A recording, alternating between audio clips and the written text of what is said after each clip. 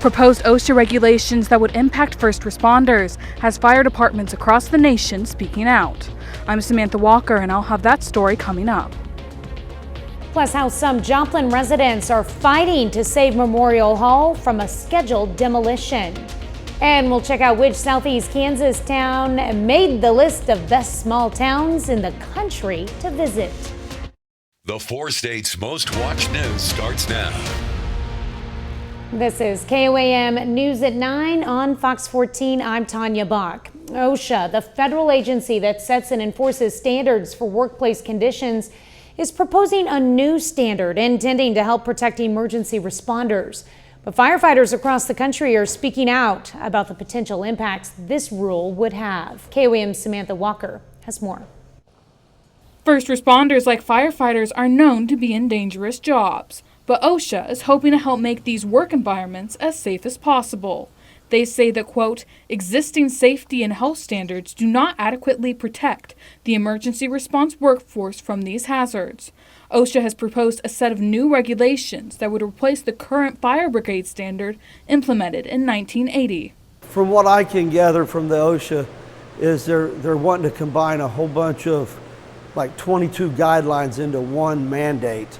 Mandate is a little scarier. Fire departments and associations across the country are speaking out against the proposed standards, including the National Volunteer Fire Council. Departments like the Dunaweg Volunteer Fire Department say several parts of the regulations could be impactful, such as not owning a truck more than 15 years old. The people that are out here doing the job understands that some of this stuff's not going to work. Okay? There's some fire departments can't write a check for $500,000 for a fire truck. Another concern they have is the 2-in, 2-out rule. This rule states that if you have 2 people in a house fire, you have to have 2 people outside to help them. Departments say although that standard is safe and ideal, it's not realistic. The fact that if you wait until you have 2 people outside on some of these rural departments, it's going to be a lot more property damage than what we're used to seeing. So there's some problems with that. He says while his department may not be too impacted by these regulations, others in smaller and more rural areas will be hit hard. They don't always have a huge budget. They don't have a tax base. So, you know, it takes 5 years of chili feeds just to buy a used truck. And those are the departments that are going to be affected the most. Reporting in Dunaweg, Samantha Walker, KOAM News. Now, OSHA says they welcome and encourage public comments in response to the proposed rule. They have extended the window for comment until July 22nd. You can learn more on our website, KOAMnewsnow.com. Chief Meteorologist Doug Hetty joins us now with a first look at weather. Yeah, it turned out to be a hot one for us today, all the way up to 91 degrees during the afternoon. We started at 75, a little bit above our average high of 87, and 66 is where we normally start, record high 100 on this date. But you can see our temperatures throughout the afternoon into the evening hours. It's still warm. We're still sitting low to mid 80s across the area, and we still have a heat index that feels like upper 80s to lower 90s, so it is pretty humid outside, but we do have a nice southerly breeze, which makes it feel at least a little bit better, especially once you get into the evening hours. Pretty much clear skies, not a whole bunch is going on. We're going to stay pretty calm as we go through the night. We'll slide back into lower 70s, right back to 80 by 10 a.m. Of course, we're going to look at rain chances and the heat all coming up here in a bit. All right, thanks, Doug. Well, KDOT wants to remind folks they have one last opportunity to take part in the US 69 Highway Project Survey. The public can weigh in on what they like and don't like about the project, as well as information in general about the project. The final day for the survey is today, so do it now. Anyone interested, we have a link located on our website, KOAMnewsnow.com. Just search US 69 and go to the most recent article. Voters in Oklahoma head to the polls tomorrow to cast their ballots in the state's primary election. In Ottawa and Delaware counties, voters will decide the Republican candidate for state offices, including corporation officer and District 1 state senator. There are also some county office primaries in Delaware County and a tax question in the town of Bernice. Polls open at 7 a.m. and close at 7 p.m. Joplin community members pushed back after the city council votes to demolish Memorial Hall and build a memorial park in its place. KOAM's Amber Jenkins has more. Joplin City Council members voted to demolish Memorial Hall to build Memorial Park in its place. Since the council vote, some community members are upset that the vote wasn't open to residents. Big things like this should not be left up to a handful of individuals to decide. It should go to the public vote. Landris is a member of the Facebook group called Save the Joplin Memorial Hall. Most of the 500 members want to preserve Memorial Hall as a piece of Joplin history rather than replacing it with a park. And we're not against, that kind of stuff. It's actually kind of neat to see. You can see all kinds of birds and stuff. But big stuff like this needs to go to a public vote. Before the council voted to replace Memorial Hall with a park, City Manager Nick Edwards noted that the public did not vote to demolish Memorial Hall when the public voted on a remodeling proposal in April 2022. I think it's important to note when we did that election, we never went to the public and said, if you don't vote yes on this, that we'll be forced to tear it down. And so that might have a different impact. Funding for both the demolition and creation of a new park will be identified after the design process is complete. Reporting in Joplin, Amber Jenkins, KOAM News. KOAM reached out to the city of Joplin but has yet to receive a response. A Southeast Kansas town is earning national recognition for its revitalization efforts. Every year, Smithsonian Magazine puts out its list of the best small towns to visit. This year, Humboldt, Kansas made the cut. With a population of just over 1,800, the magazine credits the organization, a Boulder Humboldt, with redeveloping the community as a hotspot for entrepreneurs and tourists. Humboldt made the cut because we're doing something. A lot of years ago, we decided that we were in decline and thought that if that nobody's going to come save us, we need to do the work ourselves, and so not only government but also private individuals, which is what this story is about, is the businesses that are being created here to revitalize Humboldt. You can find the full list on our website, KOAMnewsnow.com. Well, some Baxter Springs, Kansas residents today got a lesson on beekeeping. The Cherokee County area beekeepers hosted the class at the Johnson Public Library for adults and teens curious about the little pollinators. The intro-level course taught them the basics of caring for a hive and all of the benefits that come with it. To learn to not be afraid of bees, what they can do in their own homes and yards to be more helpful to the environment, maybe not spray quite so many things, and maybe not trim those dandelions the first few weeks that they're out, give those bees a chance to work on those foods.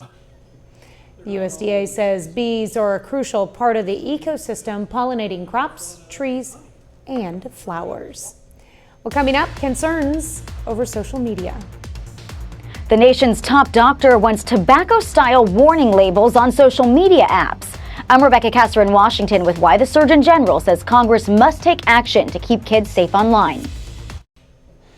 The U.S. Surgeon General says the dangers kids are exposed to on social media is so severe, Congress should demand tech companies put warning labels on their apps similar to the ones on cigarettes and alcohol. Fox News correspondent Rebecca Castor has the details from Washington.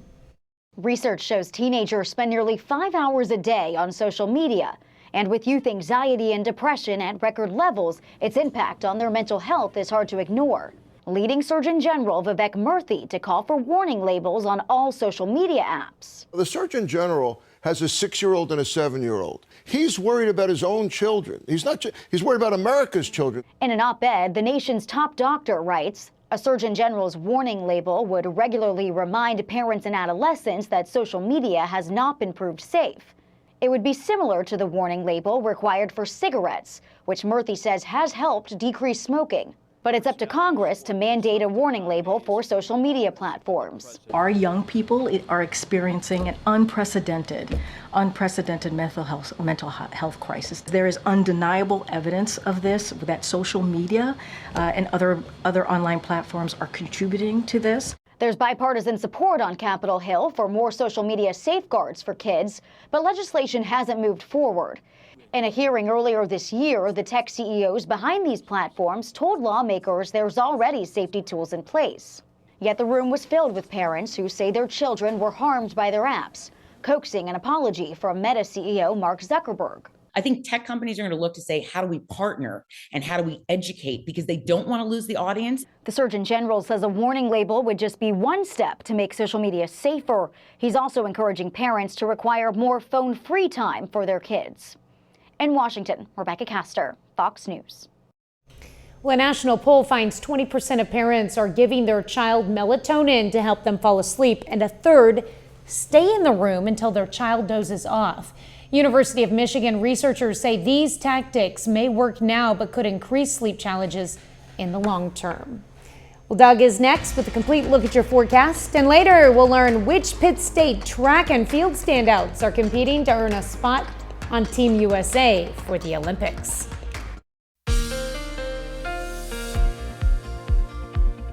Well, it was hot outside for us today. Temperatures, they climbed into lower 90s for afternoon highs, which is a little bit above where we should be for this time of the year. We should be topping out into the upper 80s. It is windy, but we're cooling down a bit. It's warm, it's humid. Nice shot of our Cornell Arts and Entertainment Complex tower cam, of course. Downtown Joplin. All right, look at these highs. Missouri side near 90, and then we climbed into lower 90s on Kansas and the Oklahoma side. And then over the past couple hours, we're dropping, but it's still warm. Pineville, Knoll, Anderson, 82, 83 in Nevada. Columbus is sitting at 84. We have Afton at 85. Fredonia, 86. So it's still very warm. Plus, on top of that, we have the humidity, but pretty much clear skies. Southerly winds 10 to 15, gust over 20 miles per hour. And then once we get into the summer months, thankfully we're out of severe weather season. But remember, we can get thunderstorms anytime during the summer. But we always talk about the dew point. Measures humidity. So when they climb into the upper 60s, lower 70s, if you look at our scale, that puts you in that kind of sticky to muggy range. So that's why it feels kind of nasty outside, and it's going to as we go through the next few days. Southerly wind 10 to 15, sticking around for us tonight and tomorrow. In fact, check out our future wind gusts, 30, maybe upwards of 35 miles per hour tomorrow morning. They calm a little bit, still gusts near 20 by late in the day tomorrow, and then by tomorrow night into Wednesday, they start to calm down just a little bit. So your wind forecast, this is kind of a knocked over trash can type of situation over the next 36 hours. Clear skies, had some cumulus clouds out there earlier. Those are gone. Not much going on here. We have some tropical moisture to our south, which is going to evac north and kind of combine with this next weak wave. What this will do for us is give us a few isolated thunderstorms by the time Wednesday rolls around. Tonight's going to be fine. Drop back, low 70s. As we go through the day, partly sunny skies, mid 80s by noon. Once we get into the afternoon, near 90. There could be one or two isolated little guys that try to pop up. Tomorrow night's going to be fine. Clear skies again, near 70. Once we go into Wednesday, we'll start to see some isolated thunderstorms popping up, especially in the afternoon. Hit and miss, but a little bit more widespread than what we are going to see tomorrow afternoon. And then they'll die down once we lose the heating of the day by Wednesday evening. 75 to start, 85 by noon, high temp near 90 for us tomorrow. So it is going to be hot, but a smidge cooler than what we did see today. But still, heat indices are going to be in the low to mid 90s. So if you are going to be outside, make sure you drink plenty of water. 89 tomorrow, 88 on Wednesday, 88 on Thursday. 90s creeping in. Also, the humidity is going to be high, so we'll have heat indices near 100 by the time we head into the weekend with some scattered showers and thunderstorms. Yeah, you always got to remember that that's the actual temperature, but not really what it feels like. It's climbing. But it's a mental thing, like you said earlier today. Seeing those 80s on the board is nice. That's true. All right, thanks, Doug. Well, another day of high heat and humidity, and that combination is already sending people to the doctor after overdoing it while outdoors. Charmel Odell shows us there are many things you can do to beat the heat. It's too hot too soon, and I don't ever remember it being like this. Karen Vaughn has lived in Springfield nearly all her life. Growing up as a tennis player, she's had her own experience battling heat. And I was playing tennis, and I just blacked out on the tennis court because it was so hot and so humid. Now she works to protect her grandkids from the heat, which keeps them from spending long periods outdoors. We came to the park today because he likes to come to the park and swing, and that's what we did, but we haven't been for a while. Hospital leaders say the mix of high temperatures and humidity can lead to heat-related illnesses. Oftentimes with heat exhaustion or leading into heat stroke, that can play an impact on your mental status. So you can have some confusion. Oftentimes, dehydration is an issue with these high temperatures as well. People who are most at risk, seniors, people working outside, and children. And kids are more susceptible. Oftentimes they'll get involved playing. The last thing on their mind is, I need to take a drink of something. Little boys, especially this one, I know all the others do, but they like to run and play. Well, you can't do that in the sun. Out here we've got a wonderful, wonderful breeze today, and that's been nice.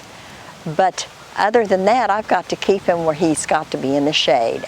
With both Vaughn and her grandson being one of the few most at risk, she gets a head start on prevention. Well, the heat and the humidity now scares me. It really does scare me. I have to be very, very careful, because if I take him for a walk and it gets really hot, and I can't take a chance on something happening to him if I go down. So I don't. We just go for a walk. We might just walk down 3 or 4 houses and turn around and come back. I'm very, very careful. I have to be, because it scared me so. Well, coming up, working later in life. The dream of retirement is slipping away for more and more aging Americans. I'm Chanley Painter with a look at how 401ks could be contributing to the crisis. Coming up. The IRS announced today it's closing a major tax loophole that could raise $50 billion over a decade. Now, the loophole is called basis shifting transactions. In them, complex business partnerships move money from one property to another to maximize tax deductions and minimize their tax liability. The IRS will now be on the lookout for these kinds of transactions that have no substantial business purpose other than to reap a tax benefit. Well, even if you love your job, you probably don't want to be working forever. But in the midst of what some business experts call a retirement crisis, it looks like more and more Americans could be working later in life. Federal data citing concerning statistics about the limited amount of people able to save for their retirement. Fox News correspondent Chanley Painter reports. Most people begin dreaming of retirement the day they start working, but that dream is becoming a nightmare for a growing number of aging Americans. This is the definition of a crisis. According to the latest data from the Census Bureau's survey of income and program participation, 49% of adults between the ages of 55 and 66 had no personal retirement savings back in 2017. Dr. Joelle Sad-Lessler of the Stevens Institute of Technology says the situation doesn't appear to be getting better. Over the years, the number of retirees who are relying on Social Security to be their main source of income has soared. Sad-Lessler identifies a switch back in the 80s where many companies went from pension systems to 401ks. There was a new investment vehicle that was created where it was part of the tax code where they said, listen, if you save money for retirement, we're not going to tax you for that. And so a lot of companies are like, you know what? This sounds great for us. But she says 401ks have put greater burdens on workers to have to manage their own financial futures, adding it only seems to benefit Americans with higher incomes who have enough money to actually put away. The worker has to decide how much to save. They have to decide where to put it. They have to decide once they retire, at what rate do they draw it down. The traditional retirement age has been around 65. The Alliance for Lifetime Income reports roughly 4.1 million people will turn that age annually over the next few years. I'm Chanley Painter, Fox News. Do you follow proper etiquette when flying? Up next, we'll see which states top the list as the most polite on flights and which are the worst.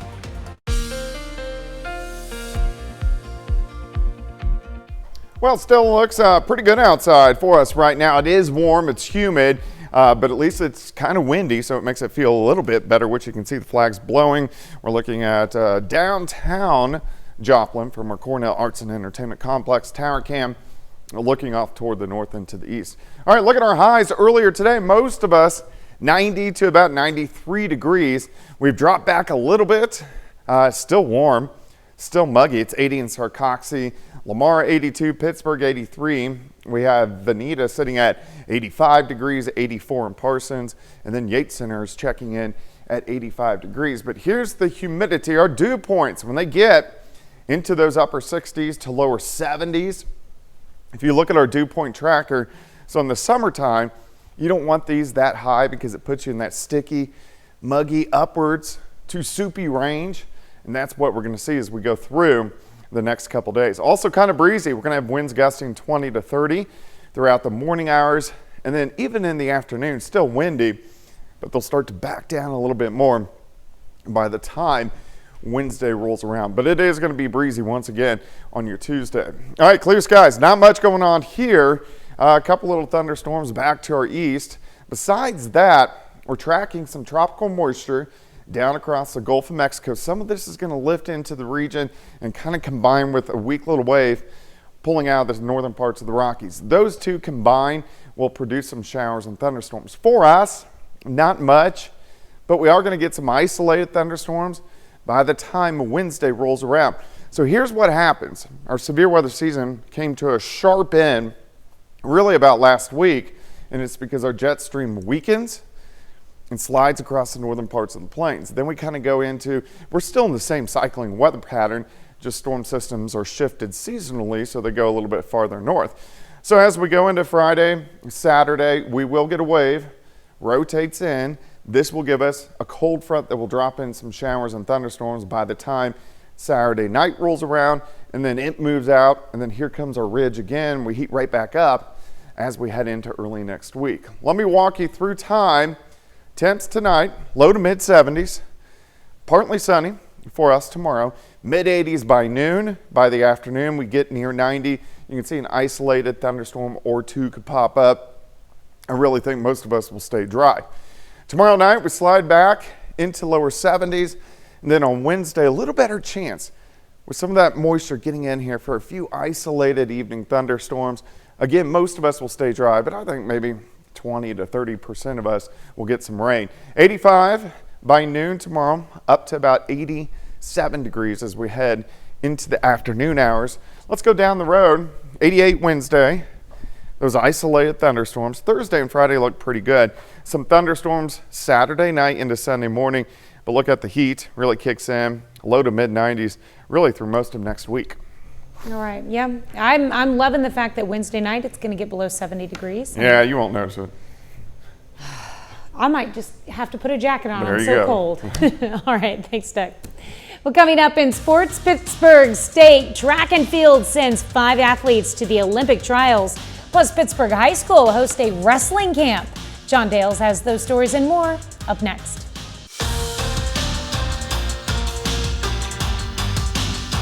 The 2024 U.S. Track and Field Olympic Trials begin this Friday in Eugene, Oregon. Pittsburgh State will be well represented, fresh off winning both the men's and women's D2 Outdoor National Championships. PSU sends 5 athletes to the Olympic trials. 3 male athletes from PSU have Olympic trial qualifying times. Trey Betts in the triple jump, Hunter Jones in the decathlon, and Dalen Williams in the 110-meter hurdles. On the women's side, Anna Childress makes it in the triple jump, and Kyla Davis does so for pole vaults. Now, Davis was a national runner-up. Childress, Betts, Jones, and Williams, all 4 of them won individual national championships last month.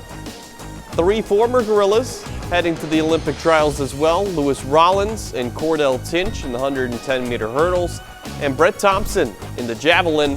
To earn a spot on Team USA for the Olympics, these athletes will need to finish in the top 3 of the final round for their respective events. it just shows where our program is and where it's going to have 5 athletes, current athletes that still have eligibility, competing on the biggest stage, and to be able to represent, Pittsburgh State at the U.S. trials. I mean, it's really amazing. It's spectacular. I mean, there's a lot of words. It's a whole lot of fun, but I think these kids also want to go and prove what type of athletes they are and what kind of program we have. Just really prideful for my community. Everyone there has got my back, and ever since out of high school, they've been there, and so I'm just really happy and blessed to be able to represent my town and my community, Pittsburgh, Nickerson, and Kansas as a whole. Pittsburgh High School is hosting a free wrestling camp beginning today and lasting through Wednesday. No pre-registration or prior experience is necessary in order to participate. There are 2 separate sessions for 1st through 6th graders and 7th through 12th graders, and it's a great way for beginners to learn the sport. It just helps build the program, get people interested in the sport, and just kind of give them like a icebreaker. Before season starts, they can come in here and get on the mats. Most of these kids have never been on the mats before, so it just kind of warms them up to it and let them know what to expect when season starts. Switching gears to Mink League Baseball, Nevada on the road at Jefferson City tonight. Just not the Griffins' night. They're down 13-2 in the 7th. Nevada off until Thursday when it has a doubleheader against Chillicothe. Major League Baseball, Cardinals win a wild one tonight. 7-6 the final score. They beat the Marlins in 12 innings. St. Louis improves 1 game above 500 on the season. These two play again tomorrow. Tonight is Game 5 of the NBA Finals between the Celtics and Mavericks. As was the case with Game 4, if Boston wins tonight, it earns it the 18th NBA championship in franchise history. Game not over yet, but things looking very good for the Celtics. As we come on the air, they lead by 23 points with less than 7 minutes left to play in the 4th quarter. If this score holds, it gives Boston its first NBA title since 2008. That's it for sports. Back with more news after this. It was a historic day on the river, seeing as dozens of boats participated in a dress rehearsal for the Paris Olympic opening ceremony. Fox News correspondent Alex Hogan has more from London.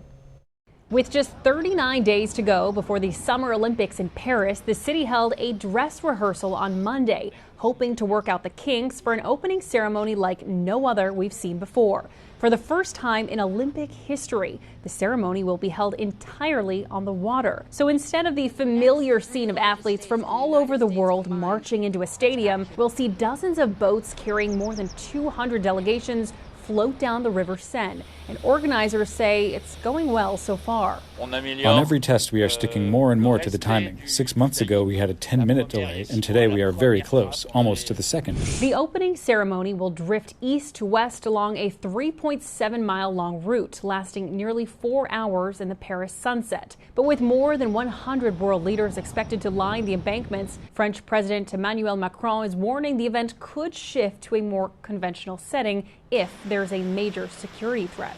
We are very attentive to the evolution of the threat, to its analysis, but for the moment, there is no reason to worry. And of course, with so many countries represented, it's difficult to completely avoid politics, and this Olympics is no exception. Some have called for the removal of the Israeli delegation as a protest over the fighting in Gaza. But the athletes themselves say they're focusing on the competition, not the war. I hope we are welcome as Palestinians, and I hope we will win something to make our country and our people proud. The Paris Olympics kick off with the opening ceremony on July 26th. In London, Alex Hogan, Fox News. Well, coming up, we'll run down the list of the new home entertainment options releasing this week. A dramedy, a rom-com, and a noir classic are among the new digital DVD and music releases available to add to your home library. Fox's Ashley DeVorkin runs down the list of what's new in home entertainment. Look at what they expect us to write. Jeffrey Wright's dramedy American Fiction tops this week's list of what's new in home entertainment. He plays a novelist who stumbles into literary success after writing a satirical book to prove a point about the publishing industry profiting from Black entertainment relying on offensive tropes. He deserves a normal family. The Northern Ireland set drama Nowhere Special follows a 35-year-old window cleaner given months to live after being diagnosed with a terminal illness, who tries to find the perfect family to help raise his 4-year-old son. What are you doing?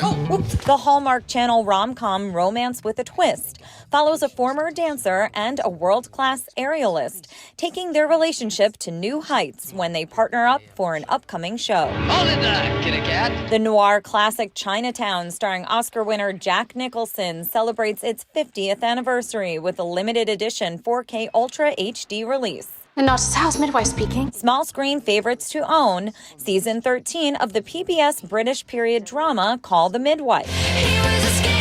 For music fans, Avril Lavigne, The Greatest Hits is a 20-track collection featuring the singer's iconic anthems, including Skater Boy, Don't Tell Me, and Girlfriend. In Hollywood, Ashley Dvorkin, Fox News.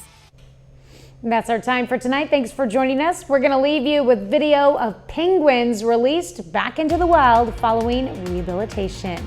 Have a great night and an even better tomorrow.